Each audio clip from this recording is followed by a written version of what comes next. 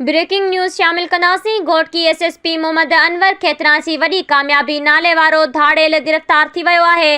घोटकीअ में social media ते धाड़ेल जे तर्जुमानी कंदड़ सनाउल आशर गिरफ़्तार थी वियो आहे। धाड़ेल सनाउल आशर जी गिरफ़्तारीअ जूं ख़बरूं सोशल मीडिया ते हली रहियूं आहिनि। घोटकी पुलिस पारां संदसि गिरफ़्तारीअ जी तस्दीक नाहे कई वई। ज़रियनि मूजिबि त सनाउल आशर जी गिरफ़्तारी जल्द ज़ाहिर कई वेंदी। धाड़ेल सनाउल आशर मथां घोटकी ज़िले अंदरि केतिरनि ई केसनि में पुलिस खे घुर्बल हुयो। जेकॾहिं सनाउल आशर जी गिरफ़्तारीअ जी ख़बर सची हूंदी त उहा एसएसपी घोटकीअ जी वॾी कामयाबी हूंदी। सनाउल आशर घोटकी पुलिस खे सोशल मीडिया ते तमामु घणी तनक़ीद जो निशानो बणाईंदो हुयो। पाण खे धाड़ेलनि जो तर्जुमान तौरु ज़ाहिर कंदो हुयो।